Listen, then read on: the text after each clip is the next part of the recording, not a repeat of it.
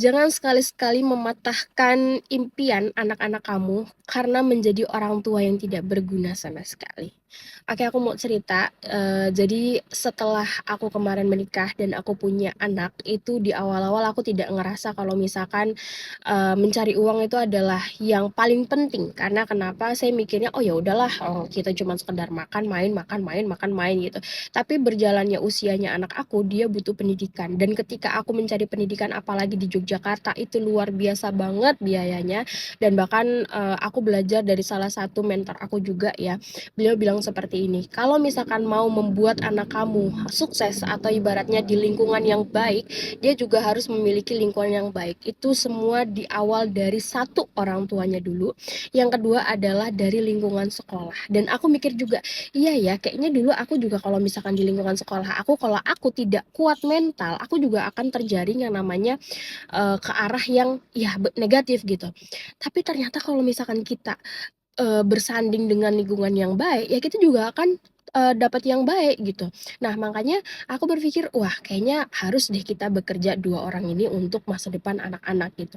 Dan jangan pernah menormalisasikan orang yang kalau misalkan, sudah bersuami tapi istrinya kerja terus tiba-tiba dibikin story gitu kan.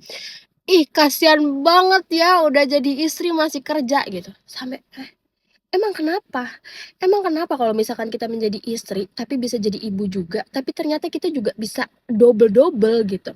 Itu yang menyayangkan banget gitu, bahkan yang nyindir aku, itu kayak orangnya ya, aduh ya mohon maaf deh gitu kan, kita kenal aja enggak gitu. Makanya yang jadi prihatin adalah jangan pernah mematahkan, apa namanya, ya potensi anak ya, apalagi untuk, masa depannya anak. Itu tuh gara-gara keegoisannya orang tua ya, apalagi orang tuanya hanya sekedar ya gajinya udah tahu segitu-gitu, masa depannya masih banyak gitu kan, apalagi untuk anak gitu.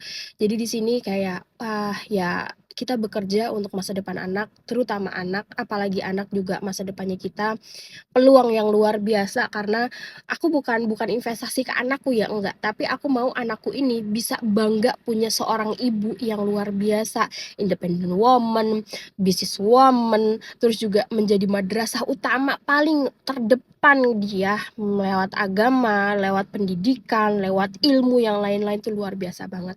So, kalau misalkan memang kamu menjadi ibu rumah tangga dan kamu pengen mengembangkan potensi anak kamu menjadi lebih baik lagi, kamu boleh bergabung di komunitas Digital Academy Yogyakarta untuk cuan, sekedar cuan itu dari rumah dan dari gadget doang, hanya sekedar bikin konten. Relate buat kamu, like, komen, dan juga share.